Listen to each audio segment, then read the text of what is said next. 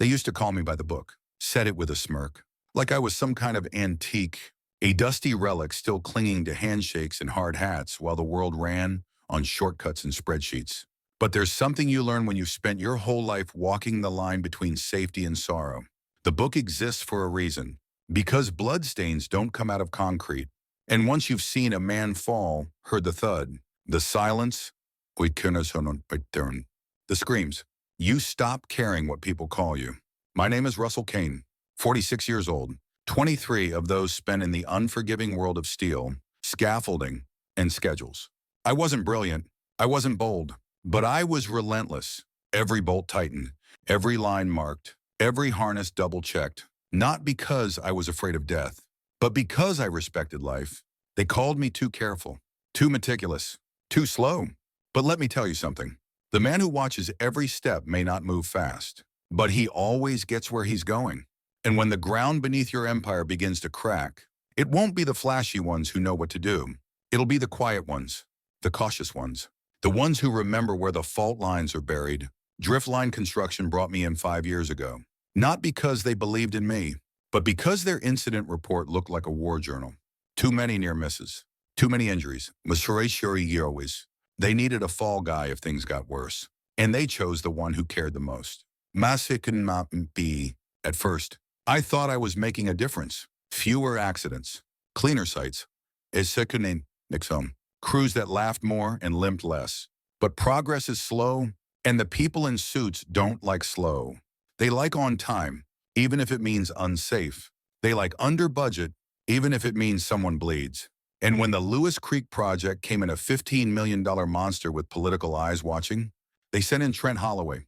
Trent was charm-wrapped in ambition, a man who knew how to speak corporate fluently and still throw on a hard hat for a photo op. He called me old school with a wink, but I could see it in his eyes. He was already planning to replace me. He didn't come to build.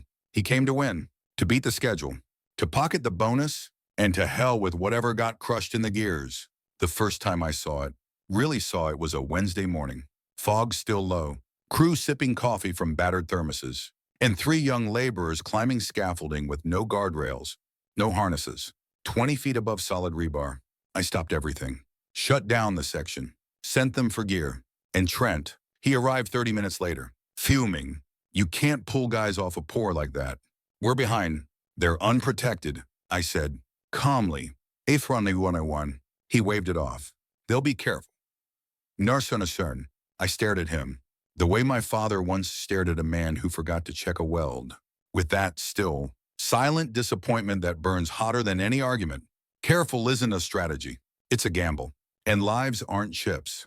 He called me paranoid, said I was overreacting, but I knew what he was doing, whittling down my credibility, one smirk, one undermining comment at a time. So I started documenting every ignored email, every missing railing, every conversation where just get it done replaced do it right. Not because I wanted to fight, but because I knew one day I'd have to Suri.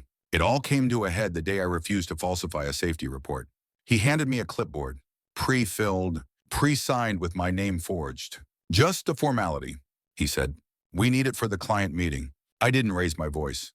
Sorry, yours? Ikatumanamkanine. Didn't cause a scene. I just placed it on the desk, looked him in the eye, and said, if you want a signature, use your own. I was terminated the next morning.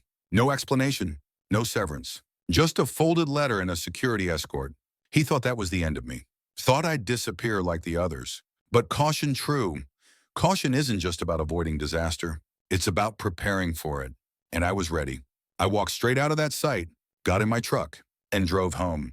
Not with regret, not with rage, but with resolve.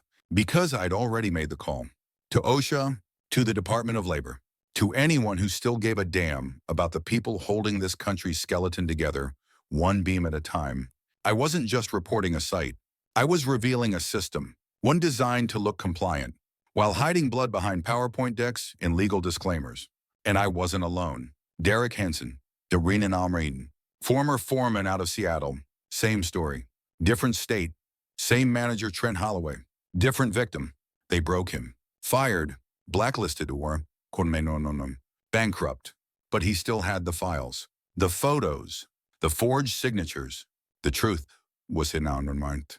When I asked for his help, he said, "They took everything from me." I replied, "Then let's take everything back." We didn't need a courtroom. We needed facts, dates, démission, documents, voices. We gathered it all, reached out to others, state by state, site by site. A map of deceit formed, each pin a scar. This wasn't negligence. It was policy. The Lewis Creek Project was the test site, the model for a new system. Finish early, save millions, falsify everything. And if someone dies, blame the one who cared. But they made a mistake. They picked the wrong man to silence. 10 days later, I watched from a safe distance.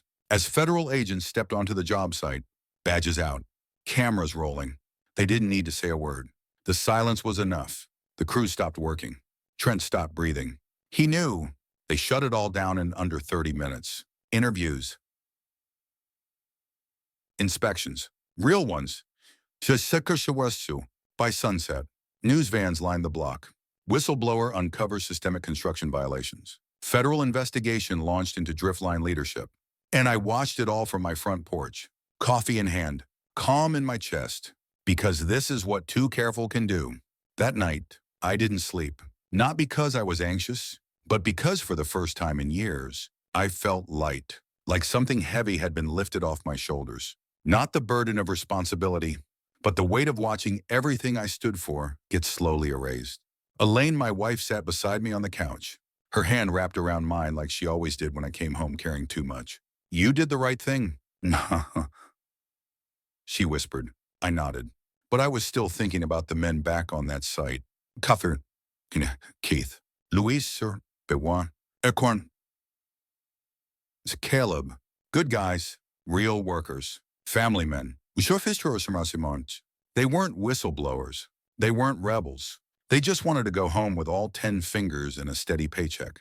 The next morning, I opened my inbox to find a message from Paula Henderson, the lead federal investigator. "Your documentation checks out. We've frozen internal records. Now said this is moving up the chain. There's talk of criminal charges or DUC. She didn't thank me. Didn't need to." Her tone was clear. "You lit the match. To rush it before none. Now we'll burn the rot out." What followed was a month of silence. The kind of silence that only happens before the storm.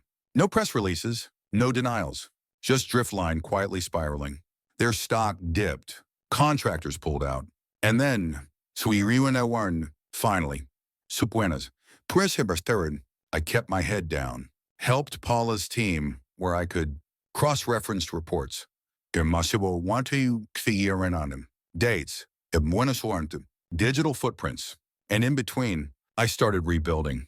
Not just my reputation, but the very reason I got into this business in the first place. I applied for 3 jobs. Got called back by one. Centran Global. Big firm, bigger values. They'd seen the articles, read the reports, they didn't see troublemaker. They saw someone who refused to fold. During the interview, the VP of operations asked me, "Do you always go this far to do the right thing?" I looked her straight in the eye and said, "Only when doing the wrong thing is easier."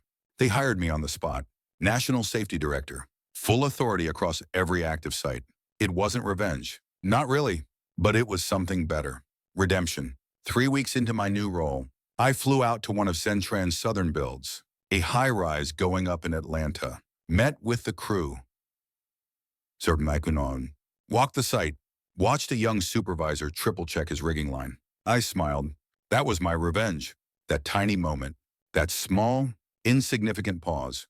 Where a worker chose care over convenience. Because that meant the message got through. Meanwhile, Driftline kept bleeding. Their CEO, Jeffrey Vaughn, tried to throw Trent under the bus, but the documents said otherwise. Emails, bonuses, policy memos. He wasn't just aware, he approved. They called it aggressive deadline strategy. The government called it criminal negligence. Indictments came down like thunder. Vaughn, Trent, 2 regional managers, all facing federal charges. And just like that, the empire built on silence crumpled. But let me tell you what really broke me. A letter, No Russell Kaine, handwritten. No return address. Just 6 words on the envelope. You kept my son alive. Inside was a note from a mother. One of the laborers I'd pulled off that scaffold. She wrote about how he came home that night. How he said some old guy stopped him from working without a harness. How he laughed about it at first, but then said he'd never work another day without tying off. She said he told her, I used to think safety was a suggestion. Now I know it's a promise. He'd moved out of state, started a family, and she just wanted to say thank you. I cried that night, not because I felt vindicated, but because I finally let myself feel what I'd been carrying all along. The fear, the guilt, the quiet desperation of being the only one who cared when no one was looking. You see, when people call you too careful, what they're really saying is, you make me uncomfortable with how much you see, because the careful ones, we notice everything. The missing bolt, the faulty wire, the look in a manager's eyes when he's calculating risk like it's just numbers on a chart, and not someone's father, someone's son, someone's life. So no, I don't regret being careful. I own it. Because in a world moving too fast to care, caution isn't weakness. It's wisdom. It's the pause before tragedy, the voice in the room saying slow down, when everyone else is saying go. And when that voice is silenced, people die. I think about Trent sometimes, not with anger, not with pity, just with clarity. He believed speed was success.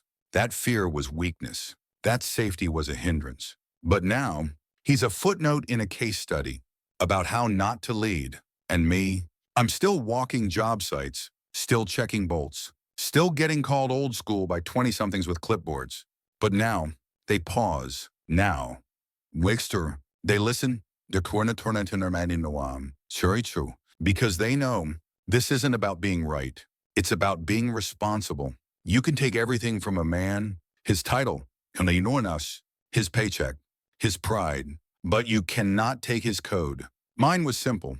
Everyone goes home. And that outlived them all. The real climax didn't come in a courtroom. It didn't come with handcuffs or headlines. It came in the silence that followed. That deep, heavy silence. When the noise fades, when the spin fails, and the truth just sits there, undeniable, unmoved. It came the day Driftline was officially blacklisted. Government contracts gone. Municipal bids retracted. Their empire of cement and corruption reduced to caution tape and lawsuits. But I didn't dance, didn't gloat, because it was never about vengeance. It was about justice. And justice, my friend Urnam, Iswanon Monterman, isn't loud. It doesn't come with confetti. It walks in late, Sirenawon, speaks softly, but when it speaks, it ends things. One morning, I walked into a safety conference in Denver. Just another industry event, but when I stepped to the podium to speak, the room didn't see Russell Kaine, the cautious foreman.